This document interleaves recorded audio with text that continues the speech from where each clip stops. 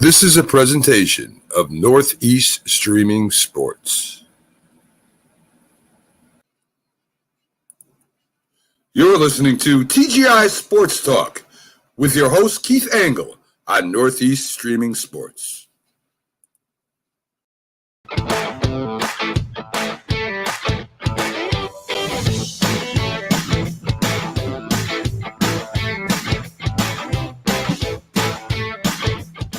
Good morning, everybody.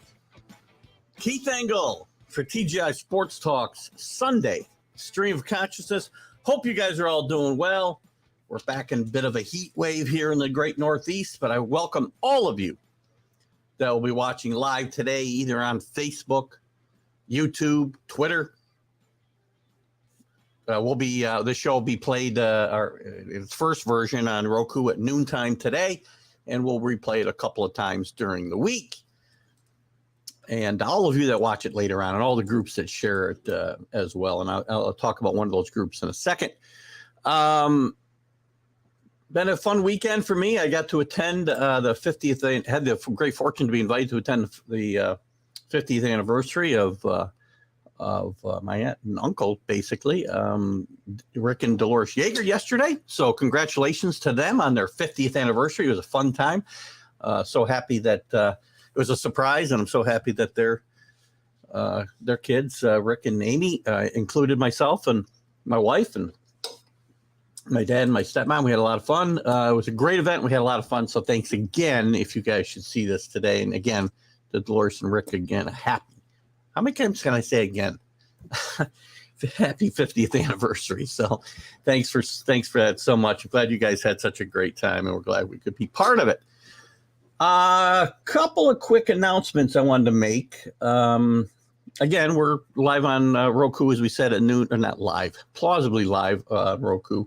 I don't care about being live on Roku, to be honest with you. It's more important to me live here so that I can get interaction with you guys, because you guys drive these shows. These shows are for you as much as they are for me, even though I often disagree with you guys. So it's funny. I thought I saw a comment here, but I don't. Nothing came up. Maybe it's just the one I got from StreamYard. I don't know. Look at a comment. I don't know. Anyway, this show starting September 4th, and I hope this doesn't screw anybody up, and I'll make a couple announcements because I know you're not all live audiences and all here, at least our participating audience. We have certainly audience in, but we have a certain core group of guys who I thank so much for their participation.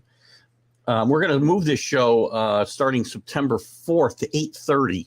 We'll still be full 2 hours, but I just need that extra half an hour later in the morning for myself. So I hope it doesn't screw anybody up too much. I'll still do my spot on Mac and Jack with Mac and Jack and Jeff Coat at 8 o'clock ish, and then jump over here at 8:30. So I hope that doesn't screw anybody up too much. So, and I know that like Alan is out in Oklahoma, so it's another half an hour earlier for him. Good morning, guys. We never disagree. I wish that were the case. I disagree with everybody at some point. Good morning to Rick. Good morning, Kenny. And yes, hello, Kenny. Good to have you. So hopefully the 8:30 hour doesn't mess anybody up too much. Well, I want to give a shout out, and I've done this a few times on my college football show, and I'm going to start doing it here when I think to do it. I mean, getting prepared for these shows, living life and having a job is sometimes problematic. But I try to do this, and I've done this on the college football huddle, and I'm going to start today with us because he's one of my biggest supporters, John Gonzalez at the Sports Authorities. Guys, if you're not a member of this group, please get out there and join it. And maybe I'll bring this up again later when we have a few more people here. It's over 3,300 followers there now. John posts some really fun stuff. There's shows like mine that post there. He's kind enough to let me post my promos there. And he posts some really both interesting sports stuff and some really funny stuff at the same time. So John's been out, come on the show and commented. So we thank him for participating in the show from time to time as well when he has time, because he's a busy guy. And we'll get him in to say hello one morning quickly too, and get his take maybe on a couple of things. I wanted to do that. Your wife finally put her foot down. No, actually, to be honest with you, it's just more of me being selfish.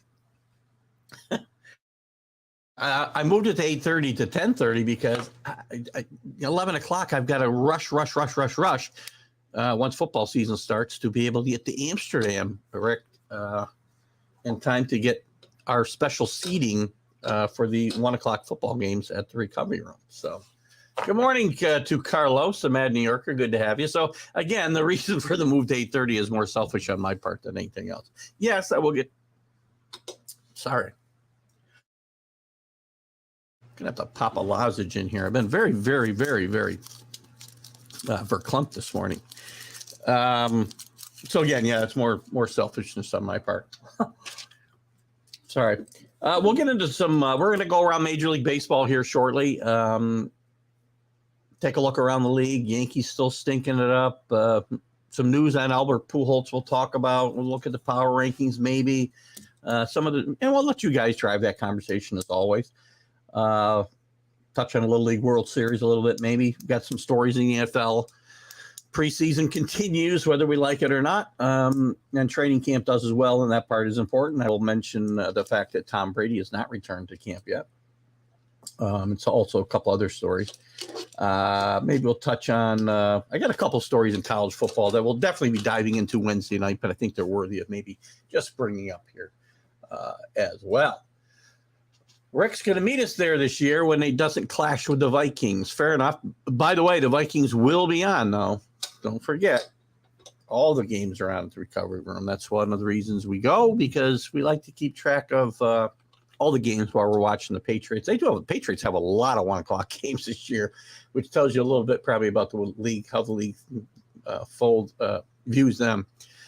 The Yanks are folding like a cheap soup, but the O's are streaking. But they're playing good baseball. They did lose, I think, Friday night, but they're playing really good baseball, and we'll talk a little bit about them and the wild card standings as well. It's going to be an exciting race. 4 teams, I think 4 teams realistically in the National League, and maybe 6, maybe even 7. We'll look at it quickly. In the American League, still with a realistic shot. Depends on whether you want to count the Red Sox. I am not, by the way. You're killing me. Alan wants to get this everywhere. The USF MVP. You didn't put his name in here this time, Alan. Gets 2 touchdowns for the Chargers last night. I can't get too excited for him. Good for him. I'm happy that he's probably going to make this team. I can't just take away a whole lot from that. Jets and Giants. They're 2. Where are they? I must have said something that caused this response, Carlos, but I don't know what it is. Real quick, and we don't talk about a lot of boxing, but I will bring it up here today just because we were talking about it on the Mac and Jack show, or at least they did when I was coming in, and I participate a little bit. But Ulesky Sander, I'll never say this guy, Alexander Usyk. Wins one of the heavyweight championship belts over Anthony Joshua yesterday in Saudi Arabia. I believe he's Ukrainian, if I'm not mistaken, and he'll be setting up a match now with most likely with Tyson Fury. As I can't even keep track of this belts. I don't even know what belt he won last night, but for the first time ever, it seemed like they add a belt every decade. But for the first time ever, if they were to fight, they could unify 4 heavyweight championship belts, which would be interesting. But it's hard to say whether Tyson Fury will even fight because let me get John out of here. Because he retired back in March or April, and he immediately unretired. I don't know, a month before this fight or something. So anyway, congratulations to. I have not got to pick them up yet. Last year's system was spotty. Let's work the pick. Well, whatever you guys want to do, we'll do. I don't know exactly what was spotty about it. You don't like the spreads. You just want to do winners. I'm fine with making that change. I don't care. But again, I'm not sure other than that what we could be talking about. As far as getting picks in, we can do it somewhere else. And listen, I'd be more than happy, guys, because I am the bandwidth of my time is really exhausted. And if somebody wants to take the reins here and we'll just share the information here on the shows, I'll be glad to do that. Rick, if you want to set this up, and I'm not saying you have to, and you can go to any platform you want to do, we'll share it here with all the regulars. We'll share it on this show. We'll share it on the college football huddle. There you go, Rick. You run it. I don't have a problem what platform we use. I don't care what format we use. Just let me know, and we can get it out to the people that participate in the past. Hopefully, get more. Rick, you can certainly invite anybody you want. And the format can be anything you guys want it to be. That might be more problematic, Carlos. I mean, you could do something, again, let's just say Rick is running it or whoever runs it, even if it's me. You're going to have to probably have two groups of people who did pay a buy-in and participate in a payout, and then others, because, getting payment from some of the guys that we had in last year would probably be tough. But we can talk about it. And Alan can join this year. I would do something small, but whatever. Again, Rick, comment if you want to do it. I'm more than happy to let you do it because, again, I don't want to sound like the busiest man in America, but I got a lot going on here, man. I need to retire. A couple years. All right, let's move on. Let's get to some Major League Baseball. We'll have Mark Mancini on, by the way, at 10:30-ish. He's got some thoughts on Deshaun Watson, which we'll talk about a little bit. Something to do with Zach Wilson and his mom's friends. I meant to look that story up. Kevin Durant and some Dennis Eckersley news. Dennis Eckersley is about to retire, by the way, as the color man for the Boston Red Sox broadcast. So anyway. Let's jump in. Oops, that's not it. Jim's not with us. We got to get Jim Beringer in soon because there is some hockey news to catch up on. So what the heck? I cannot get where I want to be. Where is my slow to roll? I think I got rid of my damn baseball banner. Oh, I can't believe it. There it is. Hang on. Sorry about that. All right, back to your comments. What do we got here? Ricky. We need a retired guy, Billy or Kenny. Oh, Kenny. Kenny couldn't get into the one we had. No offense, Kenny. I don't know. You reach out to Billy. Maybe Billy will be in today, and we'll try to bully him into doing it. It doesn't take that much time, really, once it's set up and stuff and whatever. I can tell you, I'm not going to get involved with it and do money. I'll set it up quickly if I have to, and share the link. And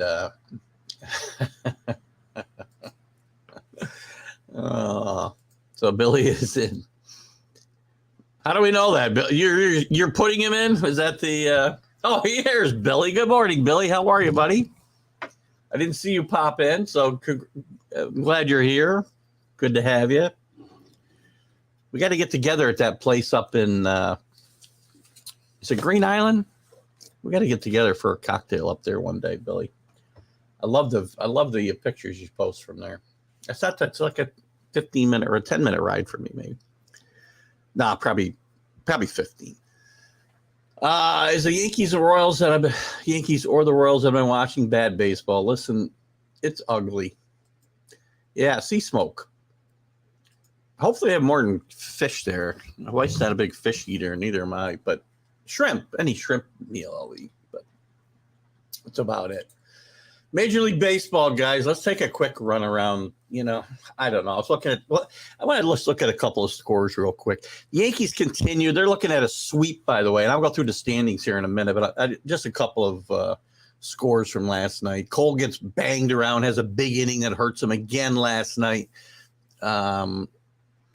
Yankees don't score any runs, 2 runs. They scored, I think, 21 runs in their last 11 games.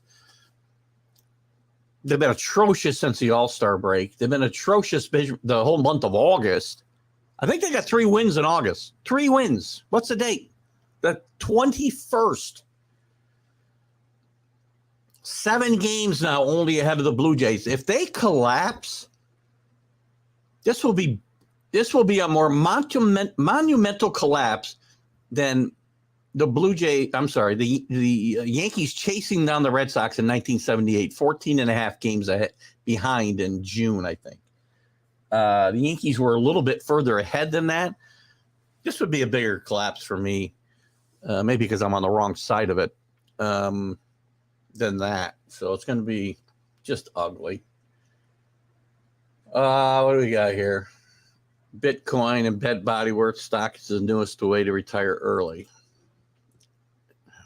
Not with my luck, Carlos. If I did something major with all the money that I have now, I'd probably never retire. So go easy on calling Carlos a knucklehead. Did I call him a knucklehead? Well, maybe that was Kenny. Or maybe that was Billy.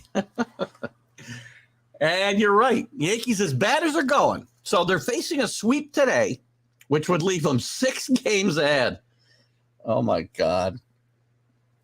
And their reward or penalty will be to face DeGrom and Scherzer in back-to-back games Monday and Tuesday in the Subway Series.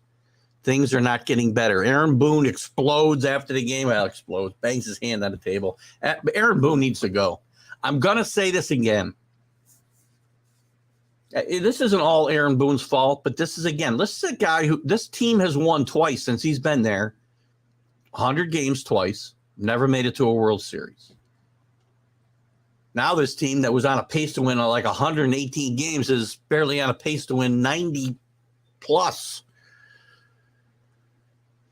So frustrating. Forget the spider spray. You know what? The story's gone. Nobody's talking about it. It's a non-story, except for the fact that we don't give pitchers any kind of advantage. We give it all to hitters. Don't get me going on this thing again. Spider tack. Don't give the pitchers any ability. We want to see games like we saw Thursday night where, 5 of the games were over 13 runs scored. That's what we want to watch is video game baseball. Anyway, the Mets split a doubleheader with the Phillies yesterday. Mets, trying to stay ahead of the red-hot Braves. What'd they do yesterday? The Orioles, who somebody mentioned earlier, did lose yesterday to the Red Sox, who are desperately trying to stay in this race. But the Orioles made some great decisions at the trade deadline. They did the things they should have. They traded the people they needed to trade, thinking they could possibly stay in this wild card race and still build for a series. Why so serious? Because I hate that freaking spider tack nonsense, Carlos. You know me. It's not necessarily seriousness. It's a passion, man. When I feel something passionately, you're going to know about it. And I'm going to raise my voice. I'm going to look serious. Yes, it is. Well, look it. It's a combination. I've said this forever. Cashman needs to go, too. Cashman keeps putting these teams together. But you sit and watch some of the bonehead moves that Boone makes, plus not holding guys accountable for bad base running and bad fundamentals. Finally benches Aaron Hicks. I don't know what his love affair was with Aaron Hicks. I'd rather watch Flory out there strike out 4 times and catch the ball in center field than Aaron Hicks continue to flail around. What are important games we got here? I know Alan's going to want to know how the Rangers did, even though it's not an important game anymore, Alan. Sorry. The White Sox, who, again, they're probably 2.5 games out when I look, because they always are. They actually might have cut into that lead now. The Reds, that's not important. And the Rangers did win 4-3. Congratulations, Alan. I could spend a lot of time on the Rangers today, but the Braves continue their hot. Team that's hot is the Braves. After the debacle they had against the Mets in bookend series here a couple of weeks ago, the Braves have responded very positively and are making the Mets sweat. And the Mets are going to have some trouble without Well, Walker's out now. He missed yesterday's start or today's start. I don't remember which it was going to be. If he's out a significant time, it's not going to be good for the Mets. They do have DeGrom and Scherzer, and I do think they'll win this. They'll make the playoffs. Whether they win this division is going to depend on Scherzer and DeGrom winning all their starts, which means the Mets got to find a way to score runs for DeGrom. And the offense playing well. And I think they'll be okay. I do think listen, I said before the Braves are probably my second choice in the National League right now. Dodgers, Braves, Mets, Padres, if they get there. They may not even be my fourth choice by the time we get there. The Cardinals are playing better ball than the Padres. Giants lose to the Rockies. The Giants made a little push here this week and in the last 10 days, and it's kind of faded the last few nights. The Cardinals, as I said, hot again, win 16-7. And the Padres find a way to win over the AA Nationals. They actually got some good pitching, but again, the only time I've seen really good pitching out of the Padres so far is when they're playing the Nationals. And the Red Hot Dodgers win yesterday 7-0 over the Marlins. Dustin May, who missed the entire season so far after having Tommy John surgery, I believe, was dominant for 5 innings, 9 strikeouts, 1 hit. If I'm not incorrect about him coming back from Tommy John surgery. So great news there for them. Let me see. We got a couple. I don't fire coaches just for the sake of firing coaches, Carlos, unlike yourself. I've seen Aaron Boone has taken his team as far as he can take them. Again, so is Brian Cashman, by the way. Brian Cashman's time with this team is done.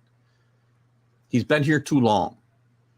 This is a team. This is the New York Yankees. This isn't the Kansas City Royals, as Alan pointed out or joked about earlier.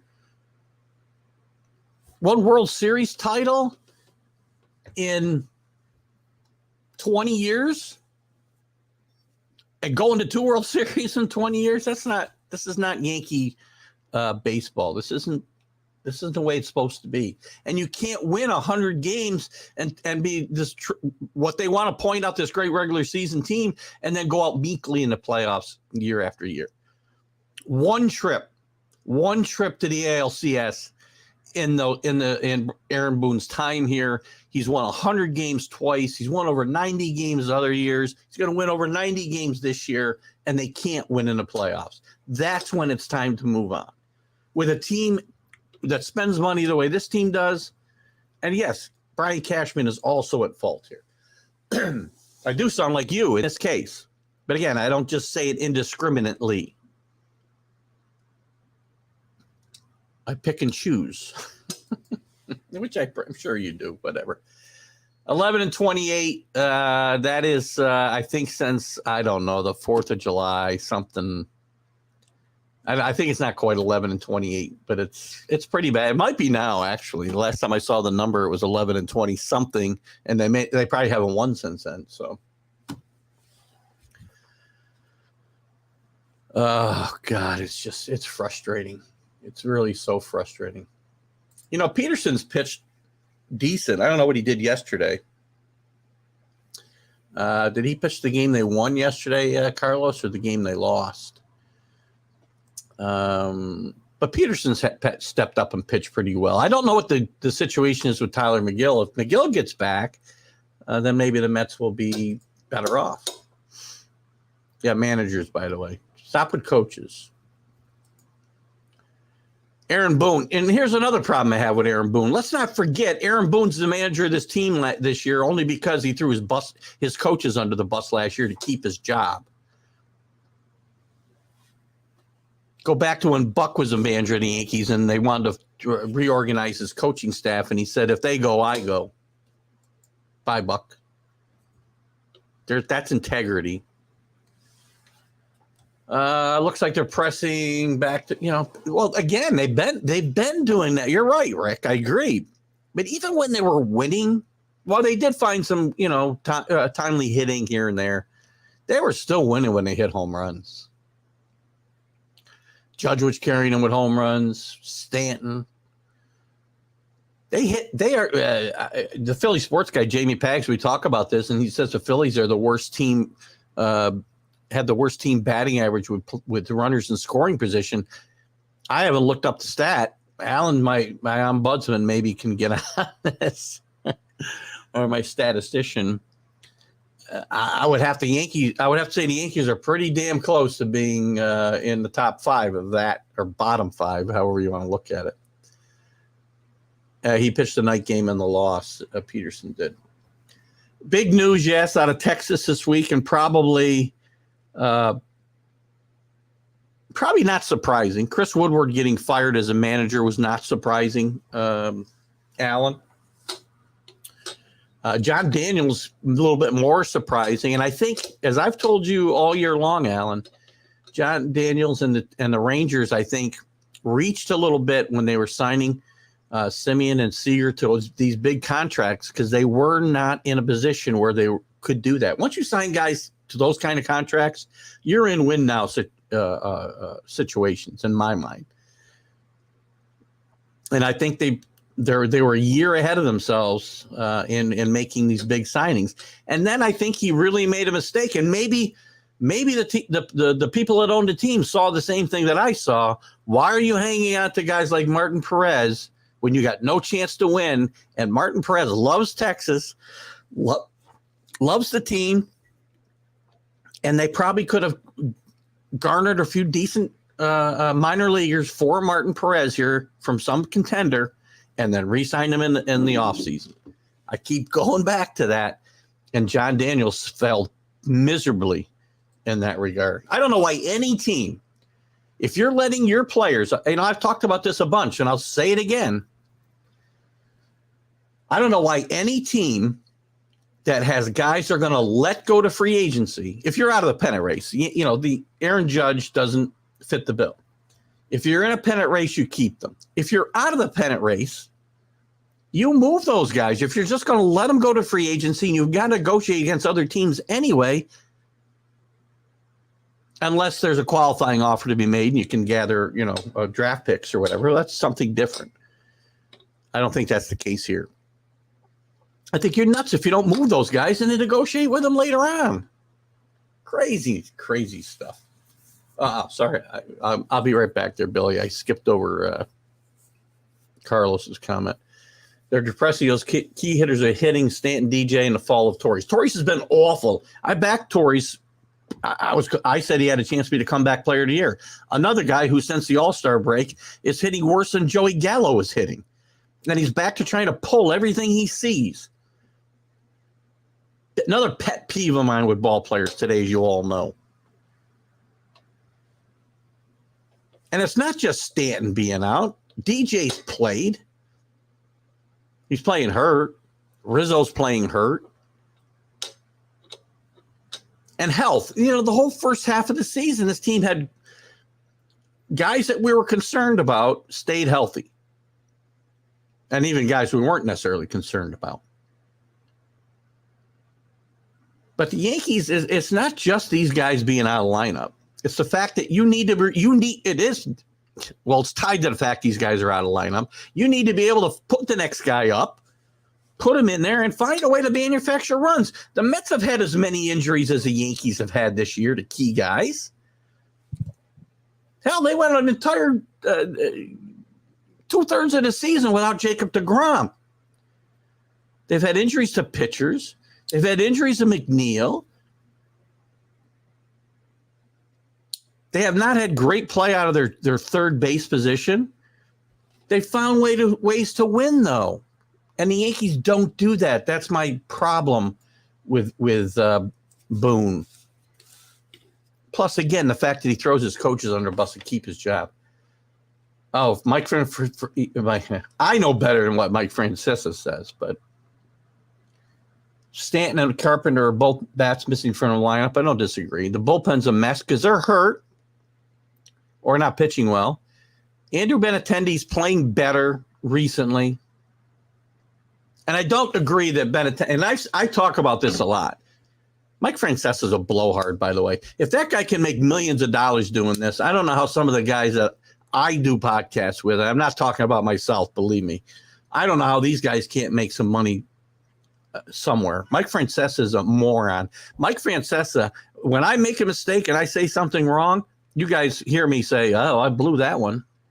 But the tapes go missing when Francesa makes predictions. He's right about Stanton and Carpenter. Carpenter was a great feel-good story, but this team was playing bad before they got hurt. Let's not forget that. This didn't start when Stanton went on the IL. This didn't start when Carpenter broke his foot. And Benintendi can play on a big stage. He played in Boston. It's not that much different than New York. Again, New York's a different animal. I think Benintendi will be fine. He's hitting better. What did he do yesterday? Let's look at this box score real quick. 1 for 4. I mean, he's been better the last 10 days or so. I think the Yankees will be better when Bader gets in this lineup. I think he gets into center field playing gold glove defense, unlike what we've seen out of Aaron Hicks, and able to kind of manufacture runs because he's really fast. This team will have a different look to it, and that's what this team needs. They need, and Carlos is going to laugh again. This team because I've talked all about don't bring the kids up, because again, there was no reason to do it. You had a 15-game lead. No reason to throw them in the middle of this. Guys were playing well. Well, now they need a burst of energy. Now maybe you throw somebody in there and see what happens, even if it's for a couple of weeks. You putting Carlos up and not reading what he said. I said here and everywhere, dump Chapman and Torres for. But first of all, you weren't going to get much for Chapman. You weren't getting, or maybe Torres. Well, who's going to play? I mean, again. You could have played the kids, and maybe now I'm not bringing both of these kids up, by the way. I might bring one of them up and let them play some second base, some shortstop. I'm not throwing both these kids into the middle of a pennant race, and now the Yankees are trying to save their season. But I would bring one up maybe to give them a little energy, and they've got to do it before the 31st if they have not been on the roster before, I think. Unless there's an injury. Actually, when you got guys in your system, there are ways to keep them on the postseason roster. By the way, Chapman's pitching better lately. He's been one of the better pitchers in the bullpen. The bullpen, which was such a strength early in the year, you talked about injuries. Michael King's injuries hurt this team as much as any. Holmes' injuries hurt them as much as any, and Holmes wasn't pitching great before he went on the DL. Chapman's probably their most reliable reliever. Loaizaga has not been anything near what he was last year, and that's hurt them. Back to the Texas Rangers. Chris Young made a lot of management decisions, but only ones that Daniels approved. Great. Fans are all irked that the owners kept him over Nolan Ryan. Well, listen, Nolan Ryan was I loved it when Nolan Ryan was running this organization because guess what he was doing? He was saying, pitchers need to throw less so they don't have arm injuries. Wrong. Pitchers need to throw more. And he was changing the dynamic or trying to change a dynamic that baseball was going down to of having pitch counts for every pitcher. And I wish Nolan Ryan had stuck around because maybe, just maybe, we wouldn't be looking at starting pitchers looking in the dugout for somebody to bail them out after 90 pitches. Ridiculous. Starting pitching hasn't been bad. The Yankees can't. The starting pitching hasn't been bad. Cortez has pitched well. Teon did not pitch horrible on Friday night. I think it was Friday night. I mean, Cole had a bad inning yesterday, which has been his forte. So it's not spider tack when you pitch really well for most of the game and give up one bad inning, which was kind of the case with Cole here often lately. Am I talking about you? Where?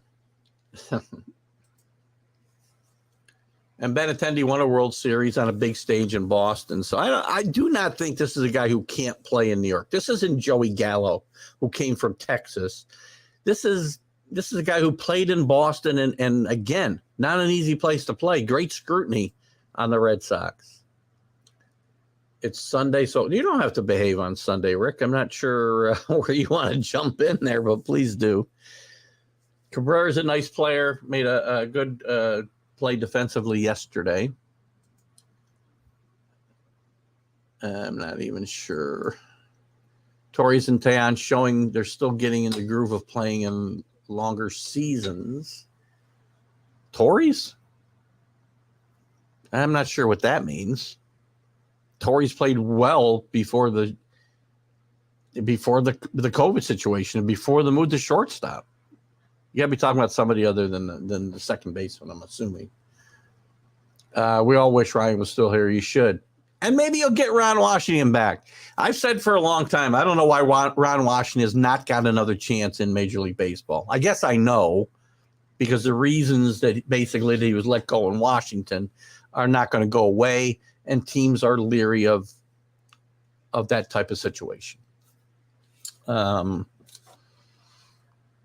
by all accounts, that situation has not cropped up again. Ron Washington is a really good baseball man, a lifer, and he's been a contributor in the coaching ranks with both Oakland before he got to be the manager at Texas, and since his departure at Texas, at least part of the last I'm not sure how long, at least the last half decade, I think, in with the Braves. Cortez and Italian show. No, Cortez, I disagree. Cortez is, again, I agree, he has not pitched this many, and it's still a concern going forward. But up until now, Carlos, he has not hit that wall. He's pitched very, very well.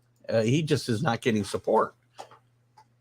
You know, the Yankees have with him, with the Grom, it's like the Gromism. DeGrom-itis.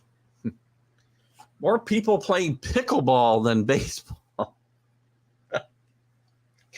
You know, I tell you what, there are more pickleball videos on Facebook than there are baseball videos. Probably because of what my history is. I've gotten into watching these amateur golfers all the time, and the videos they post, it's very funny. Pickleball is a new craze, as I just said. Have you watched? And some of it's interesting. I envision pickleball, and I envision myself retired in Florida at 70 years old and playing pickleball, and it's this easy little game. Go watch some of these pickleball matches on Facebook. These guys are really good. And anyway, I'm not going to talk about pickleball much longer. Ron Washington will always be your favorite manager. You should. Back-to-back World Series, I believe. Am I right? Great coach. Great. Listen, and I don't think he's a bad person. The things that went down around him, the personal issues that he had when he left the team, I do not think are indicative of the person that Ron Washington is. Now, I don't know. This is just me viewing it from the outside. Anyway, let's move around the league a little bit. We don't need to concentrate on the Yankees and the we haven't even talked about the Mets, but let's look at the standings real quick. I mean, I think the power rankings are probably pretty easy to figure out. The Yankees, as I said, their lead over the Jays is down to 7. It's 8 over the Rays.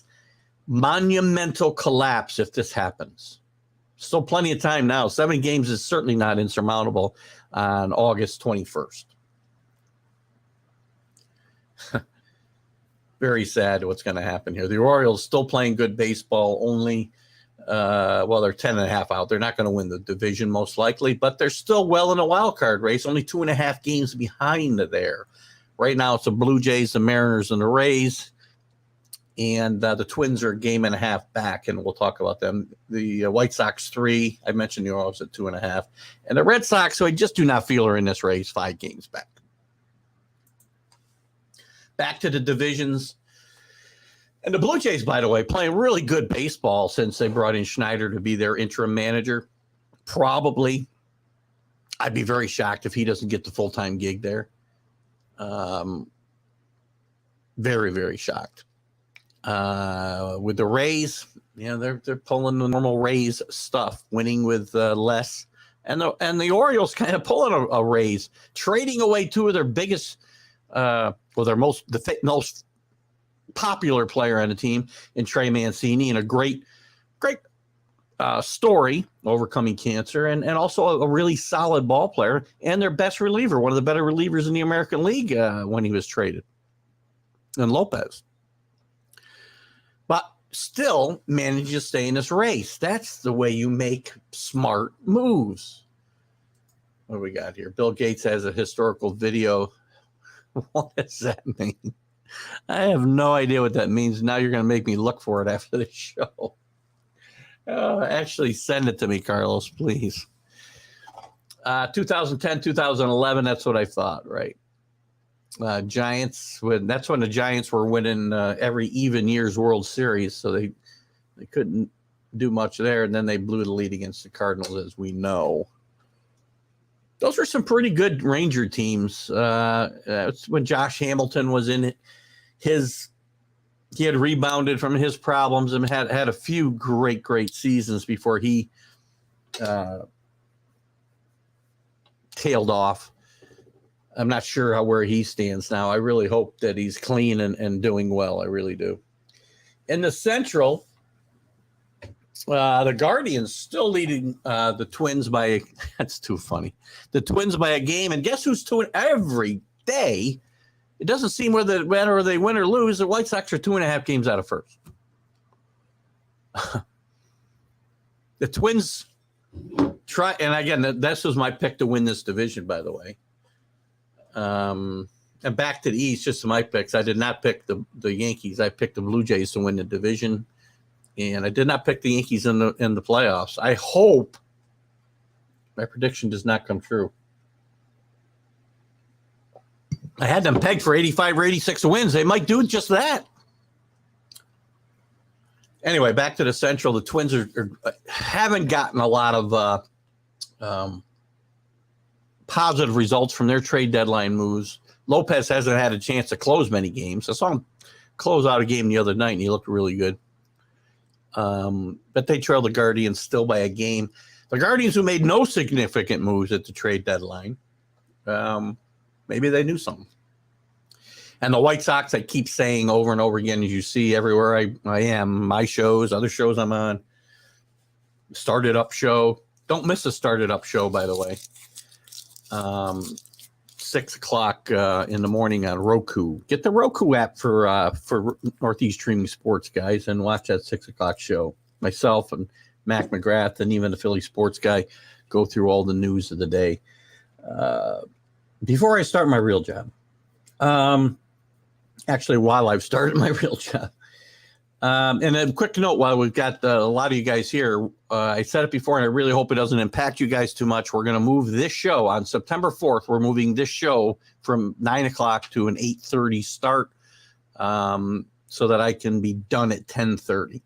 So I really hope you guys that contribute day in and day out. Alan, it might impact you because now we're moving up a half an hour when you're already an hour behind us. But you seem to be an early bird anyway. What do we got here? I still see pickleball getting talked about here. Do I have to add a pickleball? 15-year-old ranked number 2 in professional pickleball in the women's. Do I have to add a pickleball segment to the show?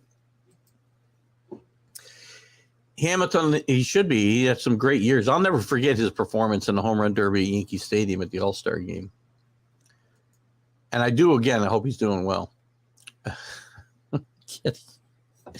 Is there a fried pickleball league? Because I'd be more interested probably in that than the any other. Oh, American League West, the Astros. I was going to say they had started to right the ship after struggling a bit after the trade deadline themselves. They have lost their last 2, but they're still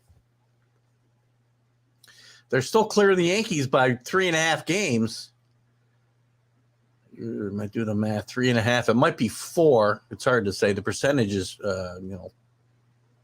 they played more games, or the Yankees have played more games. I'm trying to do my math. Yeah, the Yankees have played 2 more games. So it's a 3.5 or 4 game lead for the best record in the American League. And they do still have a 10.5 game lead over the Mariners. The Rangers, bye-bye. Too soon. We'll talk more about them in the offseason. And in the National League, the lead for the Mets is down to 3 after splitting a doubleheader yesterday and the Braves winning. The Braves have won 3 in a row after coming off at least a 6-game winning streak before that. They're 9-1 in their last 10. They've cut that lead to 3 after seeing it grow to as much as 7, And the Braves are not going away, despite some really dicey starting pitching issues there. They do have a kid that stepped up that they just signed to a long-term contract whose name's escaping me at the moment. Let me pull him up real quick. But they sent Ian Anderson, local product Ian Anderson, to the minors here a couple of weeks ago to try to straighten him out. He'll probably be back for the playoff run, I'm sure. Max Fried pitched really well after getting off the IL with a concussion. Charlie Morton, the immortal Charlie Morton, he always pitches great down the stretch and in the playoffs, so he's starting to hit his stride a bit. And Spencer Strider's a guy that I was thinking about that they extended. Jesus.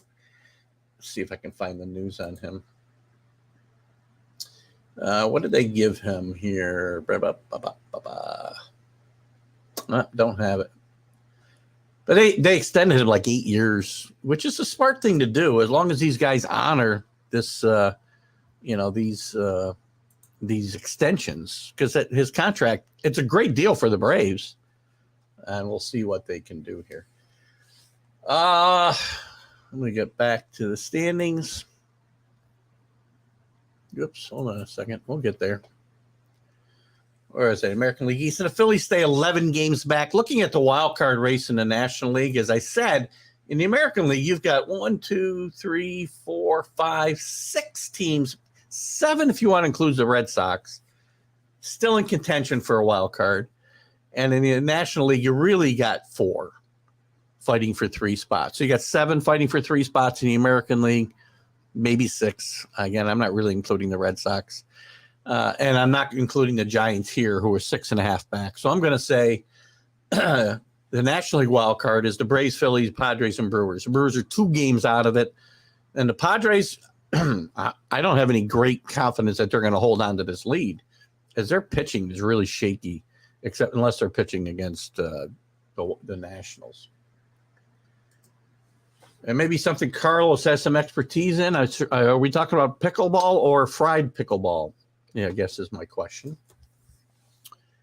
J.J. Watts beat by an 8-year-old in a pickleball. Oh, Kenny. Kenny, are you? Oh, never mind. Yankees have a 241 batting average, which is probably above the league average, by the way. Same as the Rangers, oddly enough, 17th in the league and 9th in the AL. Not good. I was talking about with runners in scoring position, though. Alan, was my big question about the Yankees. Their batting average with runners in scoring position. Only problem is one is in last and the other is trying to be I agree. Well, they're not quite in last, Kenny, if we were talking about the Alan's last comment. Yankees average the last 3 games 198. Listen, I just said they scored 21 runs in 11 games. You're not going to win anything with that kind of run. Caracas has a left-handed catcher. All right, we talked about this a few shows ago. Maybe it was last week. I don't know. But that's interesting news there. What else we got here? Let's move to the Central. Cardinals have extended their lead over to Brewers after winning 6 in a row. They just had a streak where they won 7 or 8 in a row before this and leveled off a little bit, but now they've won 6 in a row again, and they've extended their lead over the Brewers. In full disclosure, my upset winner to win the World Series was the Milwaukee Brewers.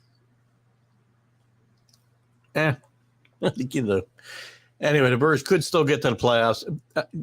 We talk about bad management decisions. This team's decision, it looks good that they got rid of Hader, obviously, because he's been relegated to non-closer duties in San Diego. But not bringing in any hitters makes zero sense. This team needs hitting. Their pitching was really, really strong enough to be a contender, but they needed bats, at least 2 bats. They brought in none. So now they've fallen 5.5 games behind the Cardinals. And the Dodgers continue to extend their lead over the Padres, who are only 5-5 in their last 10. They are now 18 games ahead of the Padres, 24.5 ahead of the Giants. Listen, noted LA basher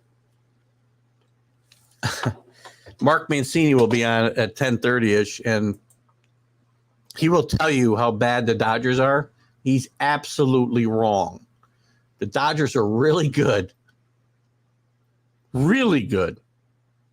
And the Padres are nowhere near in the class of the Dodgers. The Padres are nowhere near in the class of the Braves. The Padres aren't even in the class of the Mets right now. They just aren't.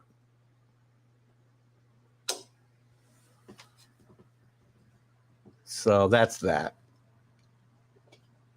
I want to find that. We're going to get to some news and notes here now. I want to get around. We've gone around the league a little bit. I got some, and if you guys got some notes you want to bring up that we haven't chatted about in baseball before we move on to the NFL, I do want to get some NFL stuff in and maybe even some college football before, and maybe even an NBA story, which I know Kenny loves. We won't spend much time on it, Kenny, so you don't have to run away. I promise. Slow your roll on the Padres. I'll put that up later. Around the league a little bit, Albert Pujols hits 2 home runs yesterday. He passes Stan Musial for second place in total bases. He's now got, I thought I made a note of it here. He's now got 692 home runs. He's 4 behind A-Rod, which I definitely would love to see him pass. And let's remember, he's announced his retirement at the end of the season. So he's got basically, let's see. Let me go back to the standings. How many games have the Cardinals played? 137. So he's only got 25 games. I cannot do the math. They've played 139 games. He's got 23 games to pass A-Rod. He needs 5 home runs to pass him, 4 to tie him, and he needs 8 to get to 700, which only a couple of guys have done. The question is, if he doesn't get there, will he come back? Albert, because here's the thing. He's got 23 games left. Albert Pujols is not playing every game. If the Cardinals were out of contention, it would be possible Pujols would play every day to give him a chance to hit these milestones, have a big September and hit these milestones. But the Cardinals are in contention, and they're not going to put him out there every single day. He's going to play against lefties like he has much of the year. He's had a decent year considering his age and the way he's played in the recent past. If he doesn't get there, does he decide to come back for another year? I think that's oops. Please tell me I didn't just take myself out of here. Okay, good. Sorry. My screen changed and I didn't know what happened. Will he decide to come back for another year if he's just short of I don't think he'll come back for another year to pass A-Rod. If he's going to come back, it would be for a chance at 700 home runs. So we'll see what happens there. What else? We talked about Boone boiling over watching the scuffling Yankees play. I'm not going to get into that conversation again. The Padres removed Hader from the closer role after he's really struggled since he got there. It's funny, he pitched. I would have told you up until 2 games before the All-Star game, this was the best relief pitcher in baseball.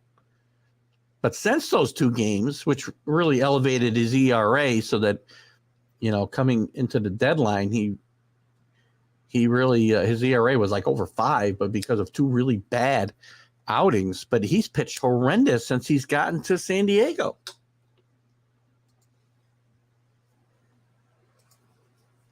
What has that guy ever been right about? Him and Carlos can start a show and not being in reality. That's got to be about Francesa, right? Billy, Yankees were 14-4 in 1-run games through the middle of June, and 7-12 one-run games since. So there you go. Got to win these one-run games. I mean, somebody comes on and talks. I don't know who we talk to sometimes about run differential. I don't care that much about run differential. All I care about is wins and losses. If I won 100 games and my run differential was just, one more in every one of those games, that's all I would care about. Winning one run games is very important. Yasmani Grandal to be placed on the IL for the White Sox. Not a good sign for them. He got injured. He hasn't had a great year this year, but he's a veteran presence on that team and a decent defensive catcher. The Astros have Yordan Alvarez back at the ballpark after he had some breathing difficulties earlier in the week, and he was taken to the hospital. I guess it was Friday night, maybe. As he has some shortness of breath at the ballpark. So he seems to be okay, and I'm not sure. I guess I'm not really sure. I mean, it looks like he has not got a serious medical problem. The Astros are going to be very careful with him, and Alvarez is important to this team. He's batting .295 with 31 homers and 77 RBIs, but his health obviously is of the utmost importance. Kenny, I say a lot, and most of it's crazy, and more than 70% is accurate. You know what, Carlos? I would have to argue that point about the accuracy. Because the things you're wrong about are so monumentally wrong, like NFL training camp. That sounds like, but so now Kenny's got a point. So Carlos, again, you're not always wrong. I'm far from always right. I say that on every one of my shows. I'm very passionate in what I believe in, but I don't, for a second, think I'm right about everything I believe in. But I will tell you that, Carlos, I doubt you're right 70% of the time. Just saying. I may be wrong about that, so I'm very passionate about that, and I could be wrong. But Mike Francesa is wrong, and I will say this. All I care about, Carlos, and I'll have a better feel for the things you're wrong about if when things go wrong, you admit them. I just admitted a bunch of things I was wrong about in this baseball race. I don't go hide from it. I'm not saying you are. Mike Francesa hides from his mistakes. The tapes go missing. He changes his opinion. This is the last one I'm going to post for you guys, but he's probably higher than 30, Kenny. Listen, if we're 50-50 doing this type of thing, putting ourselves out, and I give Carlos credit for coming out and being opinionated the way that I am. We're often on the other side of these discussions, but if I'm right half the time, I'm pretty happy. And I'm hoping I'm right more than that. Interesting story. Former Red Sox pitcher Bill Lee collapsed pitching for the what is he pitching for? The Bananas. I'm trying to think where it is. Savannah Bananas. It's a they have some interesting rules in these games, by the way, which I'll talk about in a second. He's 75 years old. He's still pitching professionally, if you will, in an independent league. At 75, he collapsed in the bullpen, and they had to revive him. His heart had stopped, and they got him back going. You may not see him on the mound anymore. Eric Burns, former Major League Baseball player, is the manager of this team, and he posted a picture of himself with Lee at the medical center, the Memorial Health Medical Center, Saturday. So hopefully Bill Lee, one of the most interesting guys in baseball. I'm probably one of Kenny's favorite players. For reasons I won't disclose here. But this, by the way, this team and this league that they play, and very interesting. Foul balls hit into the stands or outs. I'm trying to think of some of the other things I saw. There are no walks. And games can be no more than 2 hours. So 2 hours hits, the game's over. So I don't want. By the way, I am not advocating for any of these rules in Major League Baseball. Please, I just think you want to go to an independent league and play with these rules. That's all fine with me. I am wrong, and you can go back and check the web. I am wrong, and you can go back and check the web. What's that mean? When you're wrong, 70%. Carlos, you're taking it tough today.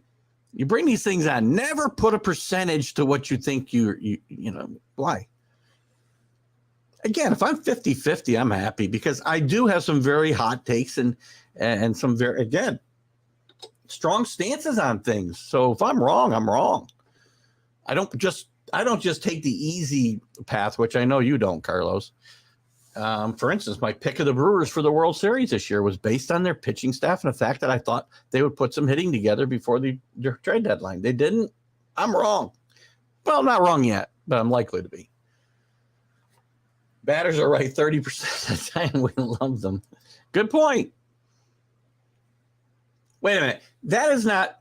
First of all, they got fired. He got fired. I guess I got to say you're right. He did get fired. Should he got fired? No, but that's a matter of opinion. Again, opinions are very hard.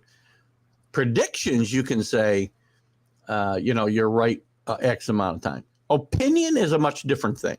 Your opinion was Trotz should be fired. We weren't talking about predictions necessarily, I don't think, but that's fine. You say Tibbs is bad on his players. That's not right necessarily. That's your opinion, so you can't say you're right. And a few other things. Anyway, I'm not going to get it. It doesn't matter. We're going to be wrong a lot. That's all that matters. You were wrong in Alabama. Anyway, I think that's it for baseball. Let's move on to the NFL, guys. Let's get some chatter in here about the NFL. I got a couple opinions still lurking here. The exhibition games, I don't care that much about the games. I really don't.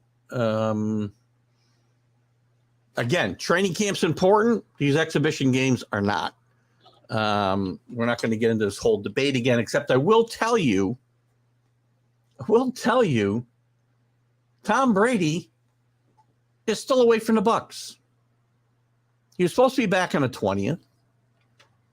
Do not tell me. We talked about this. Listen, and I talked, by the way, Carlos, we talk a lot about guys who played the game. Rick played the game. Kenny played the game. I talked with Jim Jeffcoat this morning about this. And he backs me up that the leader of your team, your quarterback, cannot be away from training camp for 3/4 of it, throw a ball out there and expect to have the chemistry that he should have. Don't tell me about bad football when you don't want training camp. There's a lot of bad football the first month of the season, as we talked about on Friday. So I'm not going to belabor this point. Unless there's some new comments of people that didn't see the show. And I'll get to your comments. I see a bunch have popped up again. Maybe there's some baseball we'll back up. But Tom Brady, who I have spent a lifetime, it feels like, defending right and left, and he's still the GOAT. He's still the greatest quarterback of all time. He's a huge hypocrite in the situation because if any other player during any point in his career had done what he's doing now, he'd have been in their grill so fast, your head would spin. So these things do matter. Where are we here? Let me go back. We got a couple things here. And Georgia. Well, that would probably be, like I said, yeah, well, I'm okay too. That's why I don't really worry about it. But I do talk about the things I'm wrong about because I think it's important. Cleveland should be banned for TV and with playing Watson. We're going to get to Watson in a second for sure.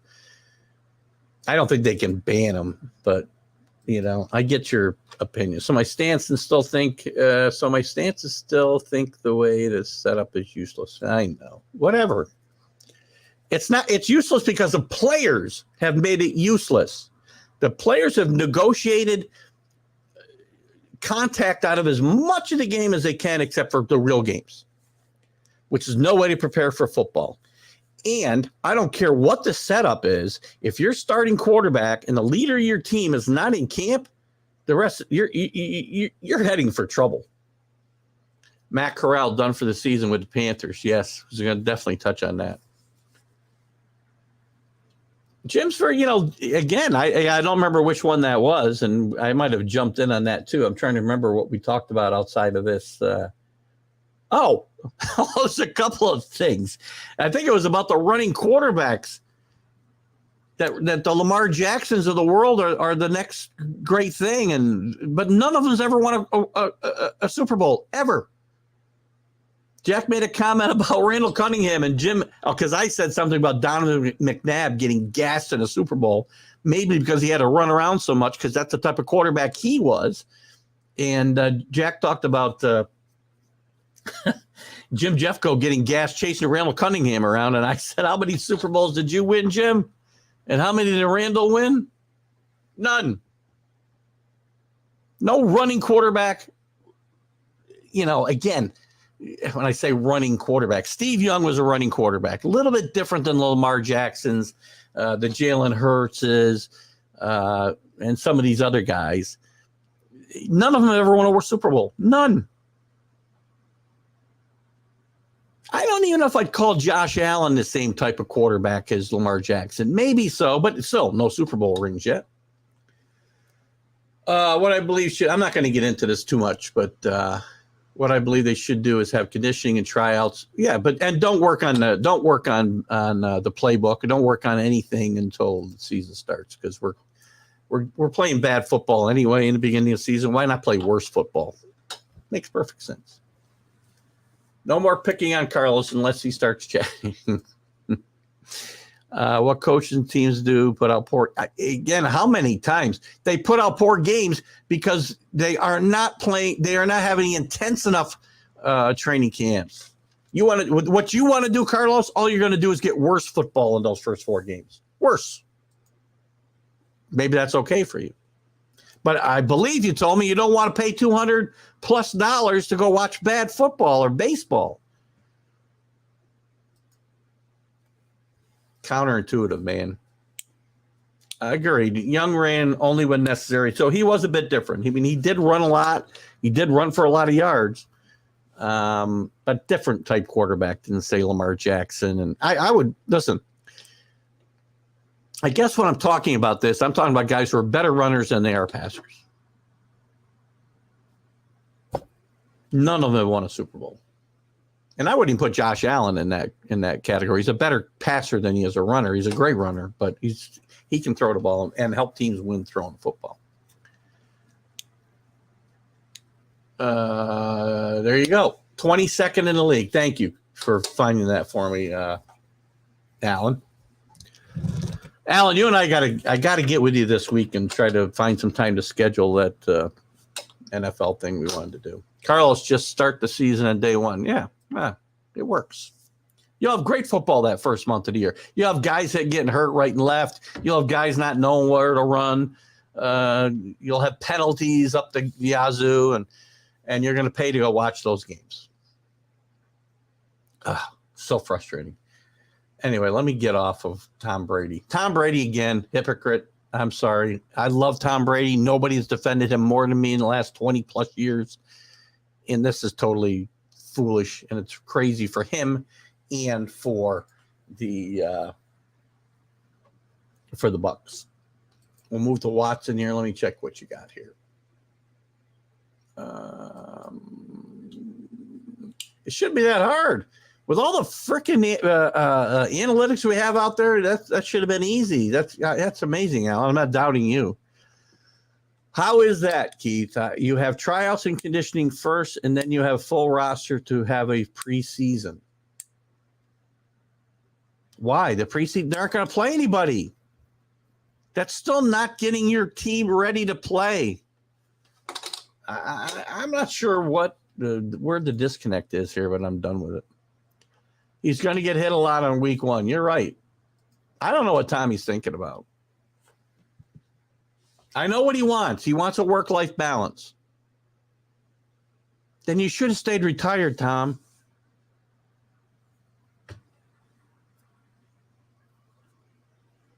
What do they do? No, they don't.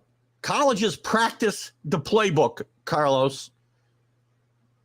And by the way, you don't see great games in week 0 or even week 1 necessarily. And you have some big matchups coming up in week 1 of the college season. Comes what? Title. What the hell? Listen, let me talk a little about Deshaun Watson. So the Browns now, by the way, so Deshaun Watson gets 11 games, not enough in my mind. $5 million fine, big deal. Plus his salary that he'll lose this year. But now the Browns are stuck with Jacoby Brissett. Don't tell me Jacoby Brissett's a good quarterback, because he's not. He's a good quarterback for a game or two, but the more you see a Jacoby Brissett, the worse he gets. There's a reason he's been on 4 teams in the last, 5 years. Fine backup player. He's got a place in this league. It's just not starting 11 games for the Browns. The Browns probably need to go out and make a move, and they don't seem inclined to go get Jimmy G, who we don't know can even play. He's the only guy out there. Maybe a veteran gets cut in preseason. But then you're going to get him in and get him up to speed, to my point about training camps. Get him up to speed on your scheme and time to play week 1. Doubtful. So the Browns are going to be out of playoff contention before Watson ever gets back. Let's forget about the fact that he should have been suspended for life. But the Browns, from a football perspective, have screwed themselves for this year. I think they really thought he was going to get 6 games, and they'd be able to weather the storm with Jacoby Brissett. And now it's 11 games, and they're likely to be out of playoff contention when this happens.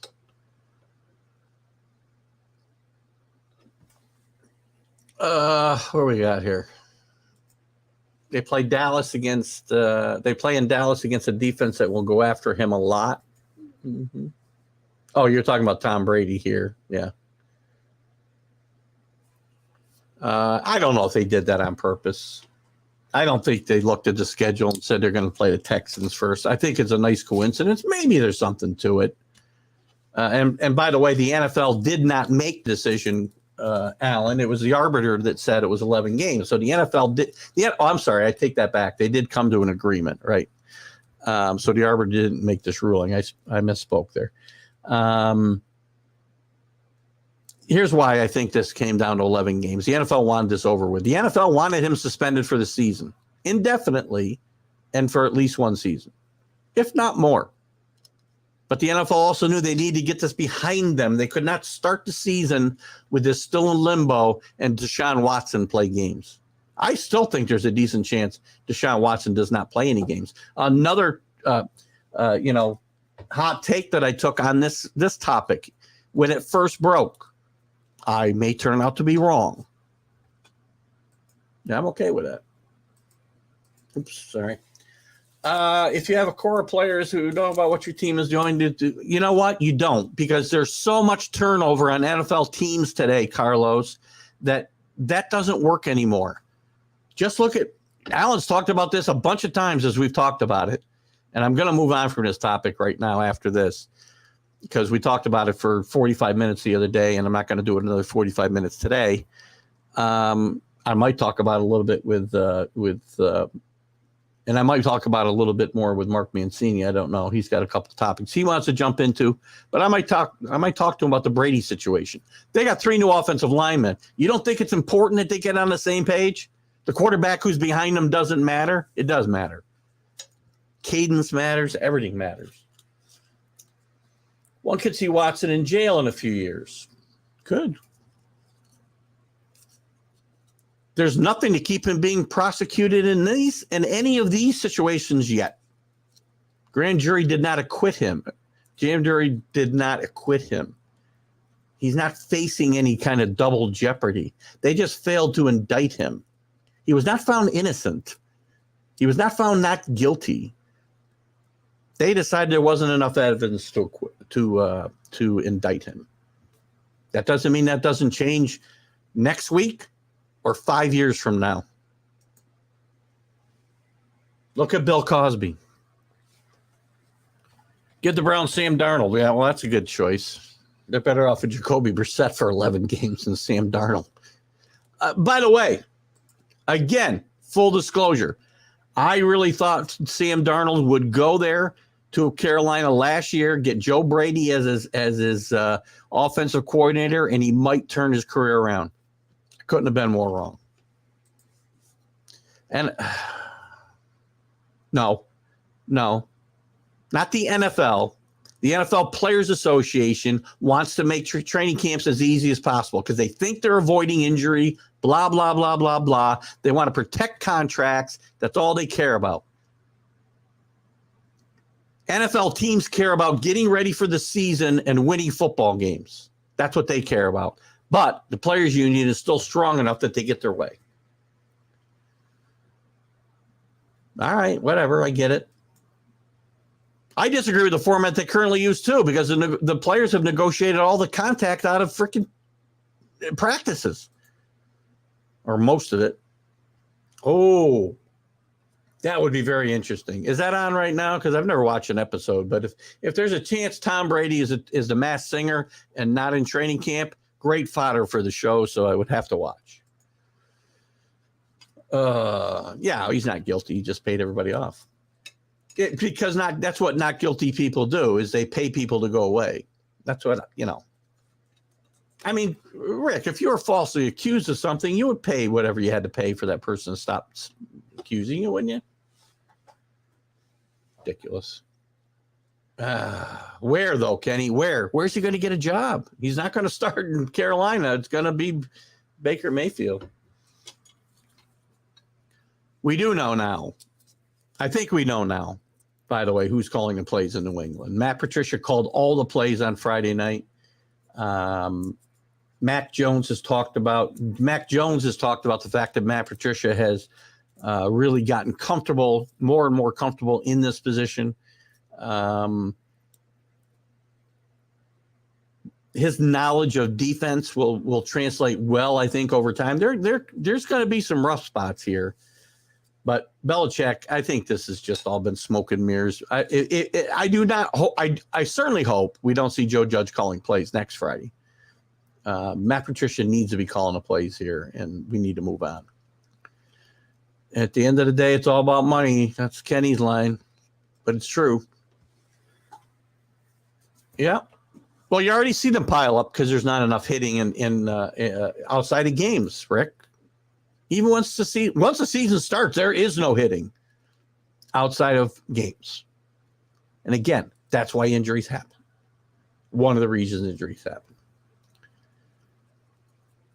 Oh, my God. Bazinga. For what? I don't disagree that maybe having some kind of supplemental league, a development league is fine. They did that in Europe, and it didn't work. Maybe they could use the USL for that. But that doesn't solve what we're talking about here. This has got nothing to do with Tom Brady missing 3/4 of training camp. Yeah, I moved it from 2/3 to 3/4 just now. Baker is already named the starter, and as we all knew he would be. I have no idea what he was waiting for. James... George Cafarlitis, dude is a menace on the field. He is. And welcome to the show, James. James is a new name, a new face. Well, there's no face there, but he's a new face on the show. So welcome. And listen, he is an interesting player for sure. Drati. Not sure what that one's about. You have to help me out a little bit more there, James. Alan, Rick didn't like my Lions playoff pick earlier. I don't either, by the way. Can't wait to debate the NFL with you. We'll do that. I got to remind me, Alan, I'll send you my number this week and we'll schedule something. We got to get it done the next 2 weeks. So we'll record it and I'll find a time to get it played. Carlos, give it up. You're starting us like me. Well, at least that's, he's taking a little bit of responsibility there. What else we got going in the NFL I want to chat about today?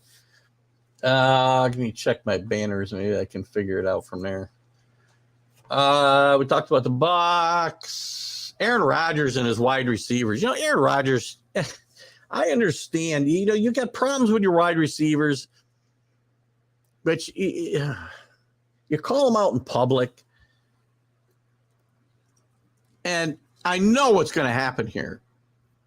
I'm going to tell you the Packers are going to struggle. I know I said this last year. Again, another thing I was wrong about. I will say it again this year. The Minnesota Vikings are going to win the Central Division.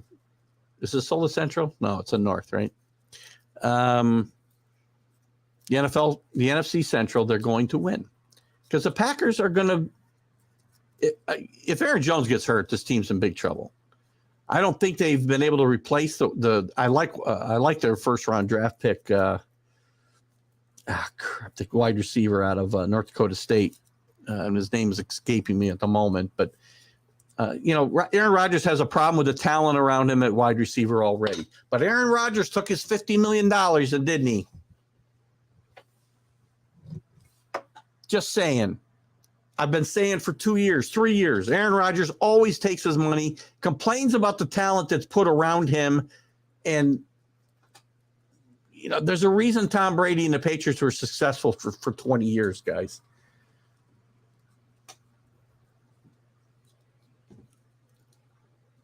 What do we got here? You say they will struggle, yet every time they find a way to win the number one seed. Who am I talking about? Oh, yeah, I know. They do. I do say, and I'm going to say it again. I'm going to say it again because this time they actually have lost talent. And it comes down to Aaron Rodgers. And now he's part of this cult. So I don't know. Maybe he'll recruit the whole team to be part of the cult that he joined.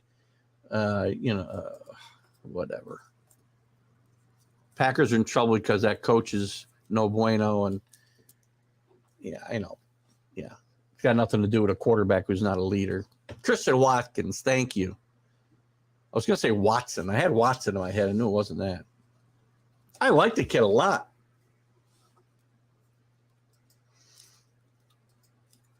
I've been saying that since LaFleur left the Titans. I know you have. You always say that. I don't necessarily trust Kirk Cousins either.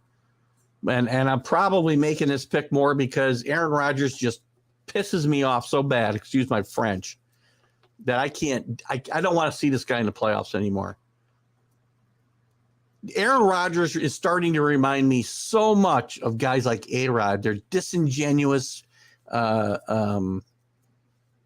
fake people. Aaron Rodgers has gone off the deep end somewhere. I don't know what happened to him. I really don't. Let's see. We get a couple other news. I want to get a little bit of college football in here. I'm not sure if we're going to get to it. It doesn't matter really because we'll get to it on Wednesday night. But what else? Rick mentioned earlier that let me find another banner here. Where's our news and notes? Matt Corral out for the season with a foot injury. Not a lot of chatter about it, but the description I heard from Matt Rule just sounded. This could be a career impacting injury from what I saw. What else we have here? Roquan Smith ends his holdout. He'll play out the final year of his rookie deal. Didn't have much leverage there. UFC President Dana White, talking about blowhards, says he helped broker a deal for Tom Brady. And I believe the story will also include Gronk to play for the Vegas in 2020, but John Gruden nixed it. Who knows? Dana White's a blowhard and a half. Buccaneers Aaron Stinney carried off the field on a cart. Robert Saleh's undecided about playing his Jets starters in the second game. So I don't know what he did in this. This might have been a story from yesterday. No, this is from yesterday. Not sure what they did last night. I don't even care about the scores. But I would protect my players in preseason. Go through rigors of training camp. Maybe don't play the games. Jacoby Brissett looks forward to prove every day that he's the right quarterback to replace Deshaun Watson. Listen, I love Jacoby Brissett. I was upset when the Patriots traded him, but not because I thought he'd be the starting quarterback there one day. I can tell you that right now. Oh, what else we got here?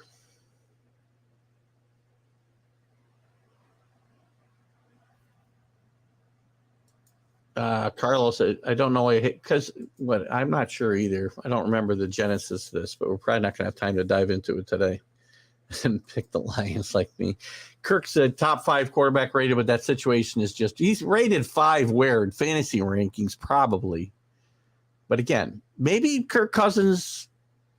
I like the running game. I like some of the wideouts there. Jim Jeffcoat, we talked about that this morning, Rick. He has one more Super Bowl win than Rodgers and more than any of the other running quarterbacks we talked about. If not top 5, definitely in the top 10. Again, got to win playoff games, man. I don't know if Kurt's won a playoff game. I guess he won that freaky one. No, was he? He wasn't even the quarterback, was he, when they won that freaky one against the Saints? Wasn't it Case Keenum? Maybe he's got to win. I'm not thinking about. UTEP next week. Yes, we got some real football next week. We're going to jump in that real quick and see if we can spend a few minutes on it before Aaron Rodgers blooms in the crevice. What the hell's that mean? A blowhard and a half. Oh, my God. Dana White. Oh, my gosh. I hate Dana White. I don't even follow UFC or UCF, whatever the hell it is. Listen, a couple quick notes. I don't think I have a banner for it. Oh, there it is. It's football. A couple quick notes, and we'll talk. We're going to elaborate on this stuff on. And if you guys have more football comments, put them up, and we'll have Mark Mancini on here in just a few minutes. Texas Tech is inducting Patrick Mahomes into the Ring of Honor, which is a nice honor. I don't know. Is there who else? Did they talk about who else is there? I don't know who else is in this Hall of Fame. They don't mention anybody else. Anyway, it's a nice honor for him. The SEC is leaning towards a 9-game football league schedule. Which not only adds value for TV, but protects season ticket sales. They're looking to they're going to be looking for ways to maximize and increase their TV deal now that the Big Ten got $1 billion per season, far outpacing the $300 million a year that the SEC got from ESPN starting next year. Jimbo Fisher says, it's just time to shut up and play ball. And I hope he's talking about himself. I think he's talking about everybody here, but I've said it for a long time. It is time for Jimbo Fisher to put up or shut up at Texas A&M. He's done a great job of recruiting down there.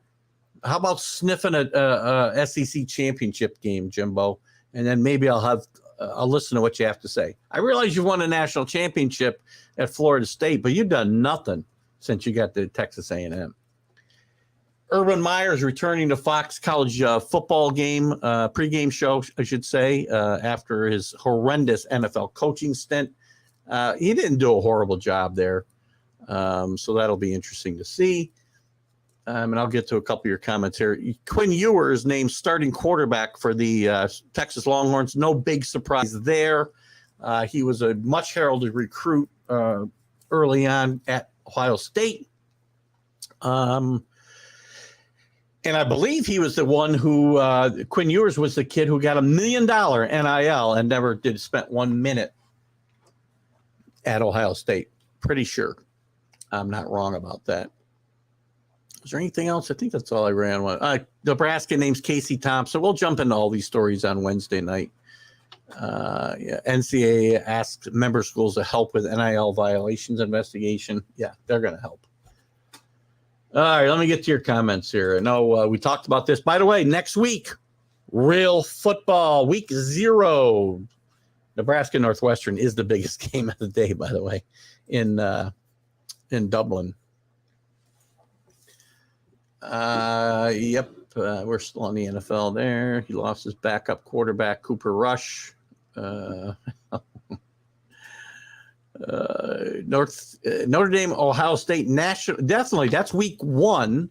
Week 0, they don't play, but Notre Dame and Ohio State will be the marquee game of week 1. Whatever that is, September 3rd. I don't know what the date is. Let me check my calendar here. Hold on. So next week we get the 27th. I believe you get that game on the 3rd of September, Labor Day weekend, I believe is what that game will be played. We'll mark this down towards your 70%. Which so Kenny, or no, that must be me. I'm not sure what that's about. Urban Meyer is Billy's hero.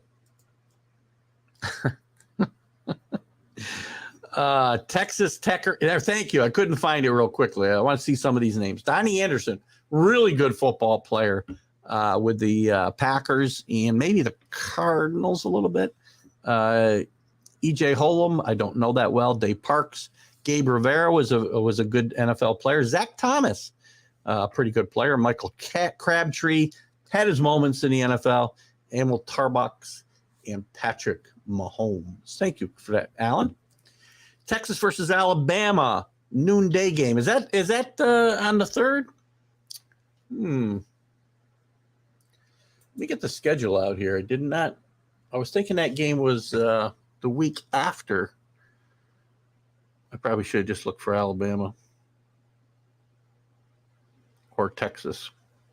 I'm on the 3rd. I do not see them playing at noon.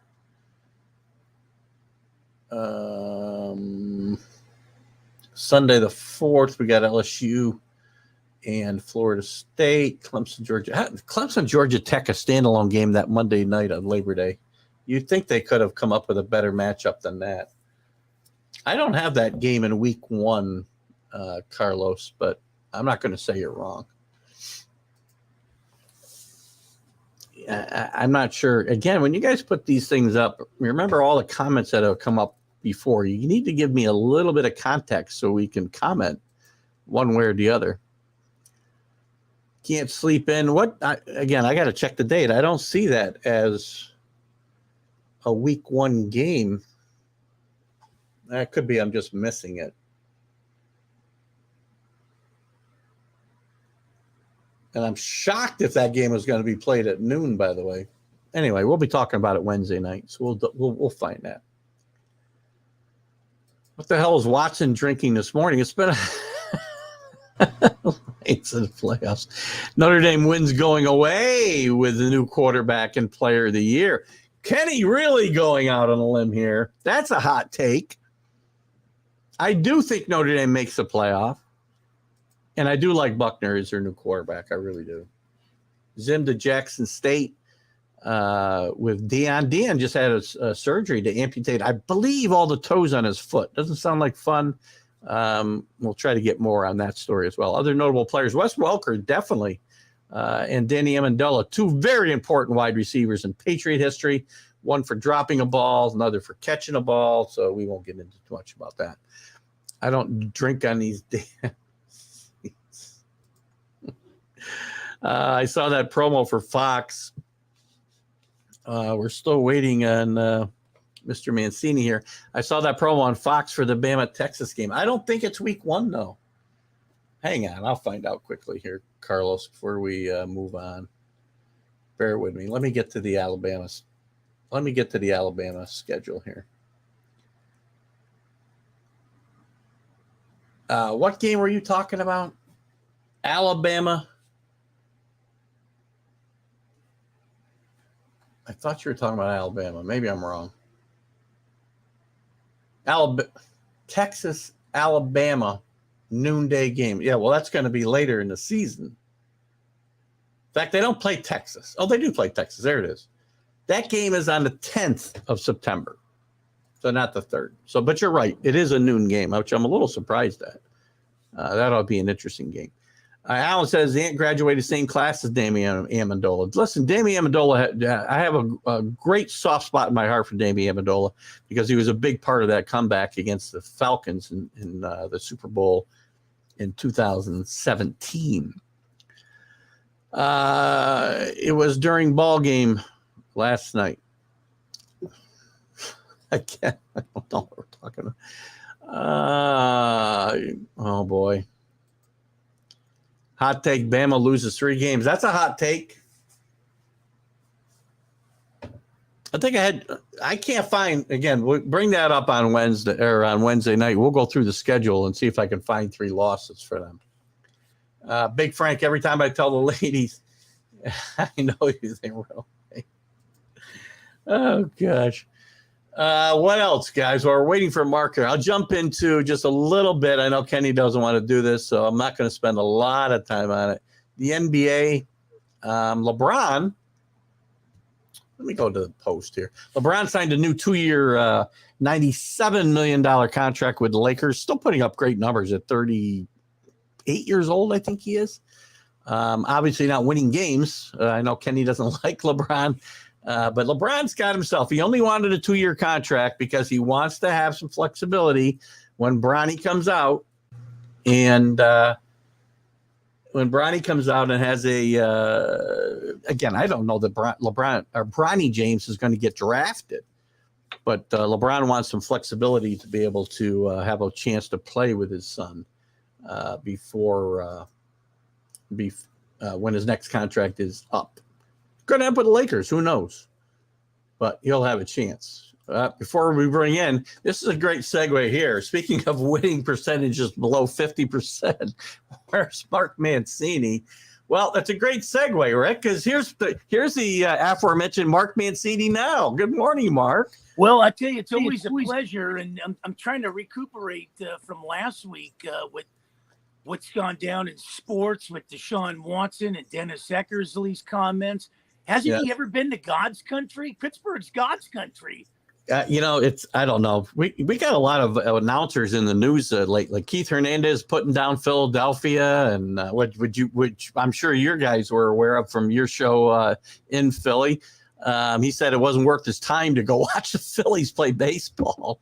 And then you got Dennis Eckersley, which I didn't follow that story closely, but this is Dennis's last year as well. He's announced he's leaving the booth at the end of this season. So anyway, go ahead.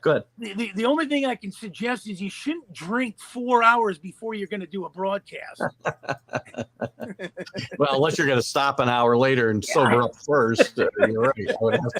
I would have to agree. Gosh, Mark, how you been, buddy? I haven't seen you in a couple weeks. I know. I hope you had a great vacation. I'm all ready to crank it Wednesday with the college thing, and on Sundays with you. A lot of things have been going on. I start Vero Beach September 12th.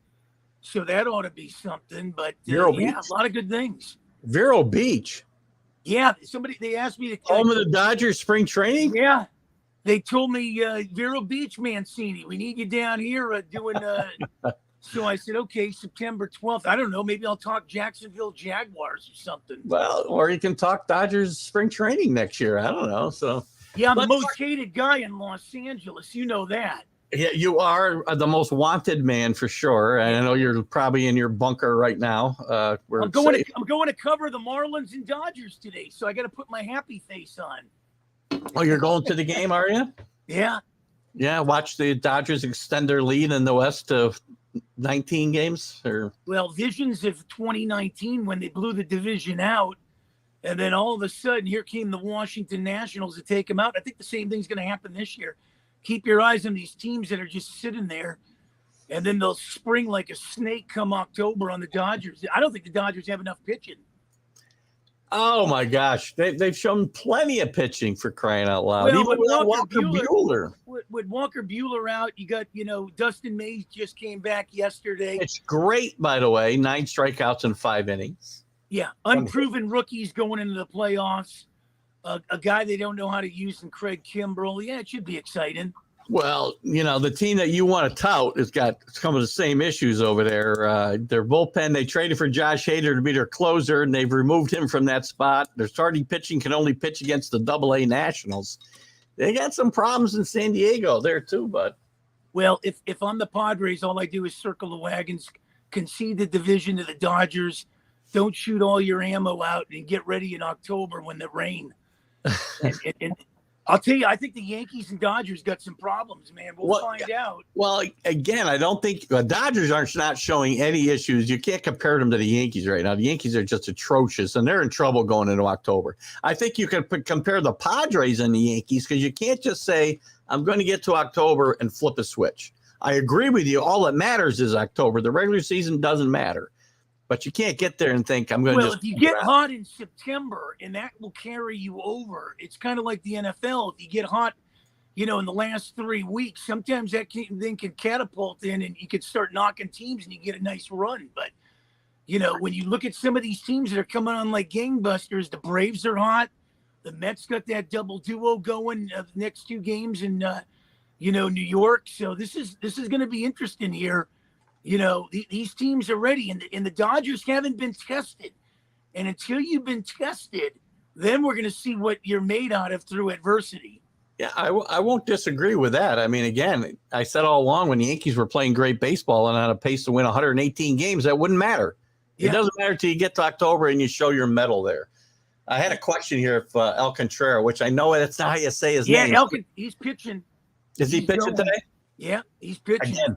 In my mind, the best pitcher in Major League Baseball today is Alcantara. Myself, that dude in 24 starts, 17 of his 24 starts has gone 7 innings or more. Unbelievable.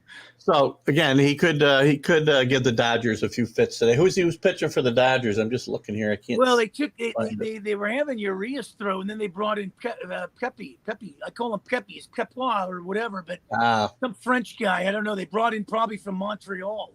Where the heck is that game? Here it is. Ryan Papat. Yeah, whatever his name is. I'll never say that. Now I'm going to get the the province of Montreal, Quebec on me.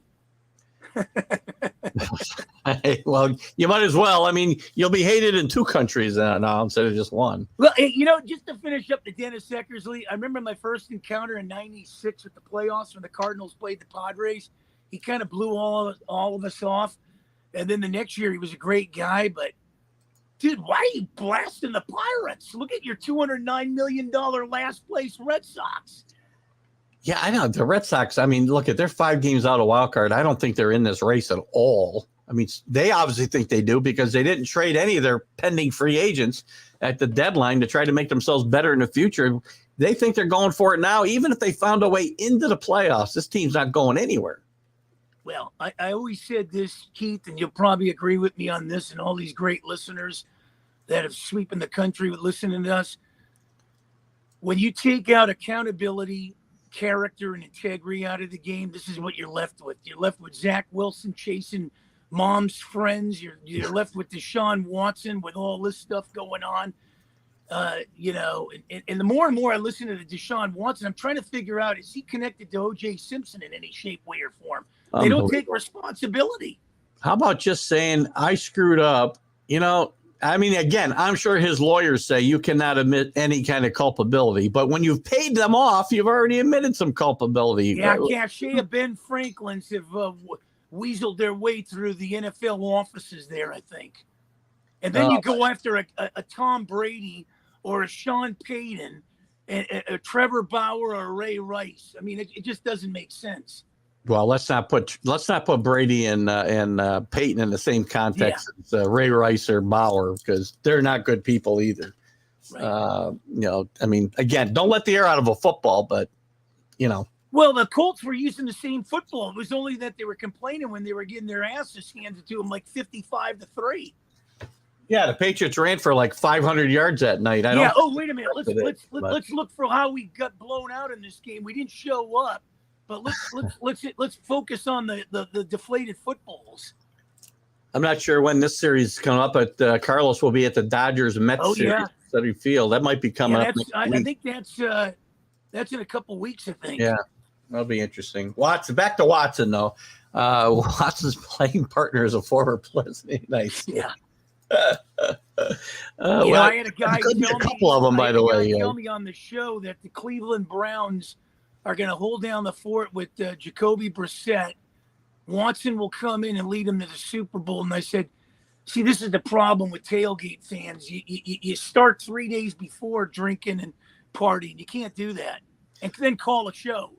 Listen, yeah, right. You can't do that. Listen, before we move on from Watson, I mean, I think, do you see the Browns making a move for Jimmy G or maybe a quarterback will get cut?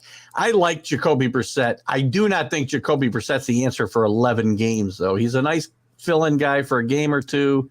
He's got a place in this league, but it's not as a starter for an extended period of time on an NFL football team.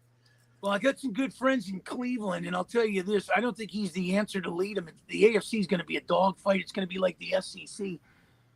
But let me tell you something. If you're going to go see a Cleveland Brown game this year, you better hope they give you a paper bag so people don't know you're actually at the game supporting this crap. Yeah, and listen, I got to go back here. And now, so I'll go back to the settlements because Carlos says, I think settlements do not equate to being guilty. That's not fair to say. It is fair to say that he's admitting some kind of guilt and paying these people to go away and stop talking about it. I had the answer when Robert Kraft went down to a massage parlor during the Super Bowl or down there. And I said to myself, listen, I'm going to lay it out right now to you guys. If I'm a single guy and I'm playing baseball or something, I am not going to buy a woman a martini and hope I get something else knowing that she's going to come after me. I will go to a massage parlor and pay the $500-$600. So I don't understand the equation, how Robert Kraft gets pulled into this when this guy had 88 massages with 66 happy endings and people are saying he's not guilty. Yeah. He is definitely guilty. If it is yellow and it quacks, it is not a possum. It is a duck. Yeah, if you're completely innocent of any wrongdoing, do you pay somebody money to stop talking about it? No, you don't. You don't. So, again, I don't. It's like the other clown in Brooklyn that's telling everybody that this guy needs to be fired, that guy needs to be fired. Where can you go on any job and say, I'll sign with you, but everybody needs to be fired and I need to bring my own people in? That guy should be thrown out of the league too, Kevin Durant. I can't understand. And again, I will go to Durant in a second, but Carlos's fixation on Watson and defending this guy is fascinating to me. How do we defend these people? We'll bash the Tom Brady's for letting air out of footballs. We'll bash a Barry Bonds that was never, did nothing with steroids. He was using flaxseed oil. We'll bash a Tom Brady because jealousy is human nature. We'll bash a Bryce Harper because he plays like Pete Rose. This is, I don't understand these guys bashing these type of guys, but they back up this element of guys that keep getting third or fourth, fifth chances. This guy, come on, Rick, are you backing up Latrell Sprewell? Let's see, guys. Rick got a Latrell Sprewell. Did I miss a Latrell Sprewell comment? Well, remember Latrell Sprewell went after Rick Carlisle? Oh, yeah. I'm sorry. I missed. I'm sorry. Yeah. Oh, yeah. Now, Latrell Sprewell was totally wrong in that whole thing. And I don't understand. Carlos, if many famous people have paid out settlements to get people away from trying to finish a situation. And none of them did it because they didn't do anything wrong, by the way. I mean, come on, Carlos. I'm done with this topic. Let's move on to Durant. Well, what's your take on Durant and his issue? Well, I don't back down from whatever I say across any airwave. And I told you a long time ago, Kevin Durant's not even in my top 50 all-time players. I would not put Kevin Durant up there. I will not put Kyrie Irving. And I got to take a shot here at Dennis Rodman for taking a shot at LeBron James, saying Scottie Pippen would take him out and then he would finish him. Let me tell you something. LeBron James has taken a lot of teams to the promised land and won. You can't compare LeBron James with any of these goofballs in Brooklyn there. LeBron James, to me, is a winner. And, yeah, he's getting a 2-year extension with the Lakers.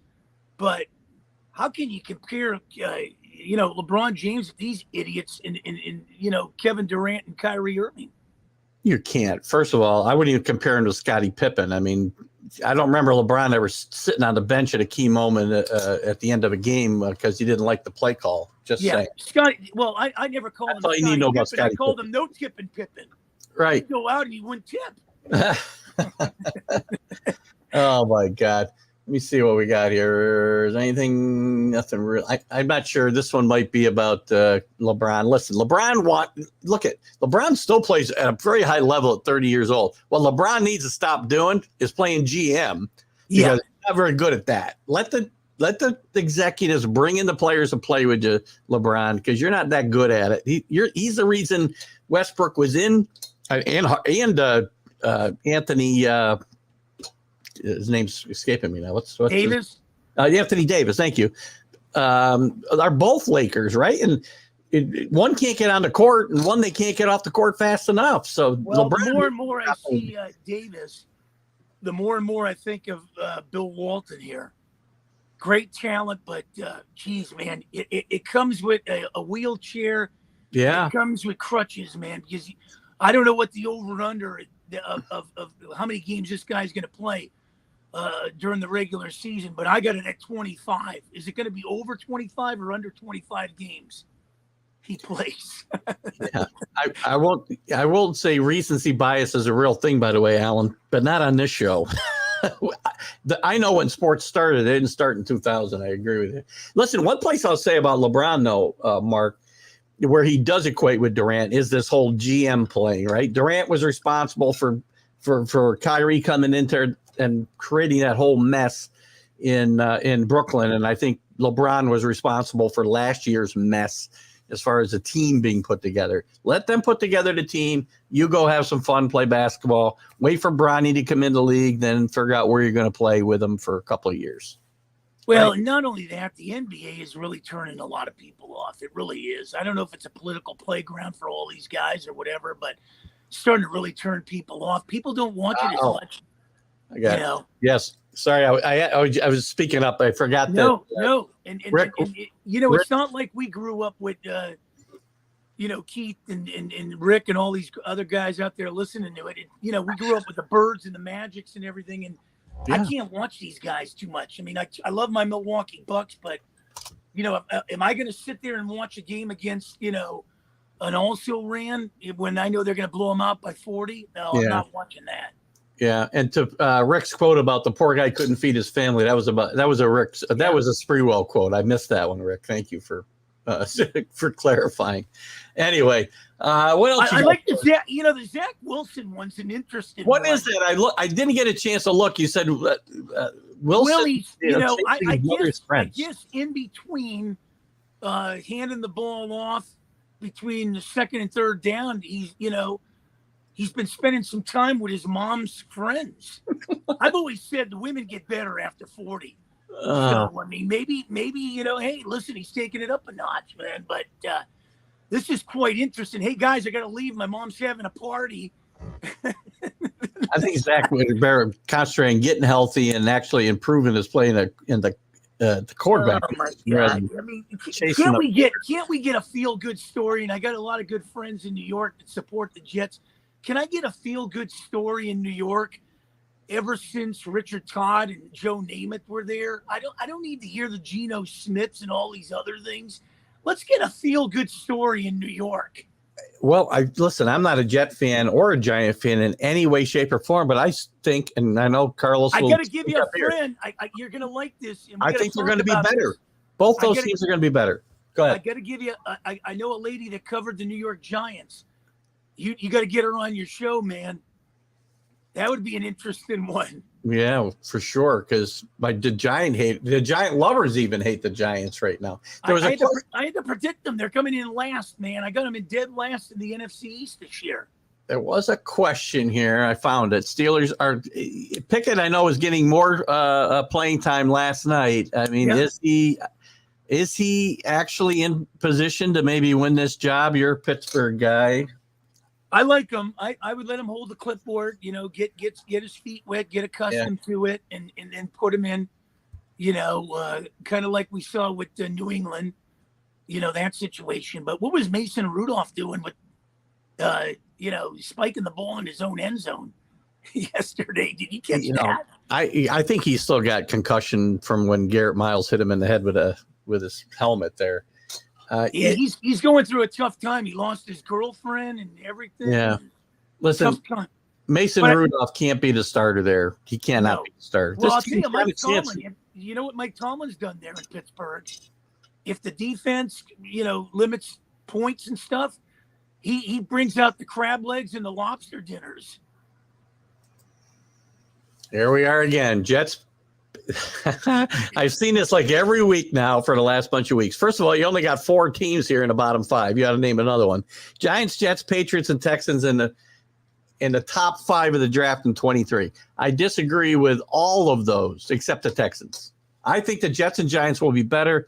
The Patriots, if they can find a way to overcome this struggles they're having with their new offensive scheme, will be okay. The Texans will be atrocious, but and that's only 4.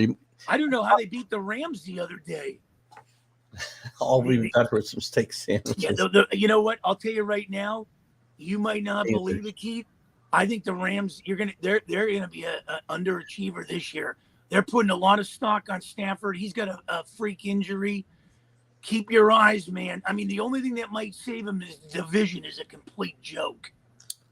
Yeah, the 49ers are going to have trouble. The Seahawks are going to be awful. I'd put them in the bottom 5 right now myself. I mean, their quarterback situation. Geno Smith's the starter, and now he's banged up. I mean, if Geno, you got Papa Smurf, quarterback in the Cardinals. And they're probably the best chance to upset the Rams in that division. Even with Kyler there. So yeah, my buddy's covering the game today. The Ravens are in Arizona. He's covering that game today. Well, we only got a couple minutes to go. Talk about Kyler Murray. I had a discussion this morning while I was guesting on the Mac and Jack show, along with Jim Jeffcoat, great former Cowboy great, who's on there every Sunday morning with them. We talked about the fact that no running quarterback. Steve Young is still an exception. He did run a lot, but he was a passer first still. No run first quarterback has ever won a Super Bowl, and I don't think they're ever going to win one. I really don't. That style is not going to equate. The Kyler Murrays, the Lamar Jacksons, and the kid from Philadelphia, Hurts. They're not going to win World Series. They're certainly not going to win any World Series. Super Bowls. You know what? When I was in high school and when I was dating before I met my wife, I was going out with a girl that was about 5'4". She was a gorgeous girl, but you still needed a ladder to give her a kiss if you wanted to, plant one on her cheek. But you're not going to win with these Papa Smurfs. I always say that. The 2 is you're not going to win with in Miami. You won't win with Kyler Murray. These slash quarterbacks that can't see over the defense. And then defensive ends like the Myles Garrett and stuff that come in, they're going to squish you. They're going to wear you out. They're going to break you. I don't know what it is with these guys, just like the Justin Fields and the Trey Lances and all these other guys. You will not win a Super Bowl in San Francisco, Chicago, Arizona, and Miami with these type of quarterbacks. You need that premier pocket passer. I love Trevor Lawrence. I love the kid you got in Mac Jones in New England. Yeah. These are the kind of guys you're going to win with. I think you might have a chance, and I like him as Jalen Hurts, a big kid. I like that type of guy, but let's face it. Throw well enough. Mark, you got 20 seconds. Tell me what's going on this week. I got to wrap it up within the 2-hour mark. Well, I'll be with you on Wednesday, and tomorrow morning it's an early rise with the Pittsburgh Pirates as they take on the Braves and Tarek Brock. This week we got some big names coming through Philadelphia and everything. Man, oh man, we got to get you on there, brother. We love you. Actually, stick with me through while I wrap this show up, and I'll talk to you for a second when we get done. Guys, I got to wrap it up because we got to get to any of these questions we didn't get to for Mark. Bring up next week. We'll certainly follow up on them. We got time for football questions. I will say this, Carlos. John Elway won a Super Bowl with his legs, but he got there throwing the football, just an FYI. Listen, guys, we'll wrap it up. Thanks for all your comments today. You guys are great, as always. We got to get out of here. Keith Engel for TGI Sports Talk. Sunday stream of catches us right here on Northeast Streaming Sports. Have a great Sunday.